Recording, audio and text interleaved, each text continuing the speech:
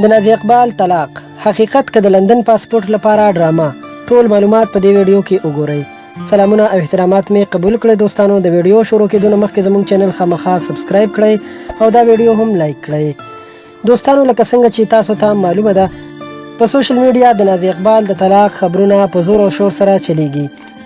د نازیه اقبال د دې ډرامې باره کې موږ ته یو ملګري پوره معلومات راکړي چې نازیه اقبال ولې داسې وکړل او د هغې مطلب څه و.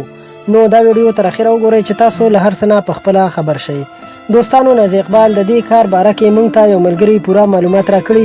هغه ویل چې دلته په یورپ کې چې نازیه اقبال کوم کیس ورکړی په دې کیس نازیه اقبال ته کاغذونه نه میلاویږي ځکه چې د پاکستان په پاسپورت دې کوم کیس جمع کړی نو د هغې پروسس ډیر اوږد وي.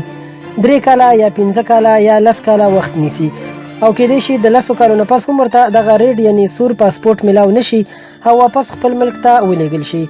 نو په دې وجه نازیه اقبال یو وکیل پیدا کړی او خبره ورسره کړې چې څنګه کولی شم زه سور یعنی ریډ پاسپورت واخلم.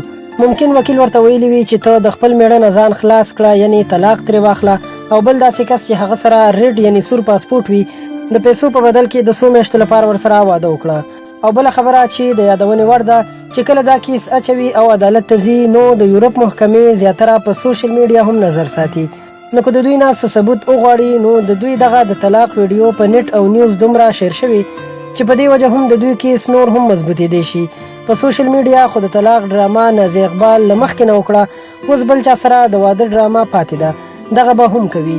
کله چې نازیه اقبال دا کار هم وکړي نو په دې وجه باندې به تقریبا 3 میاشتو کې یا کال کې دې ته کاغذونه میلاو شي او دا ډرامه به تر هغې وي تر څو پورې چې دې ته کاغذونه میلاو شي او د کاغذونو میلاوېدو نه وروسته به بیرته دا همدې خپل خاوند ته راشي او کاغذونه به هم ورته میلاو شي. مننه کوم دوستانو چې ویډیو مو راسره تر اخره وکتله. دا معلومات موږ ته یو ملګري راکړي چې تاسو سره مو شریک کړل. مهرباني وکړئ ویډیو لایک کړئ او نور ملګرو سره هم زموږ د چینل نه شریک کړئ. زموږ چینل سبسکرایب کول مو هیر نشي. تر بلې ویډیو درنه اجازت غواړم. د الله په امان.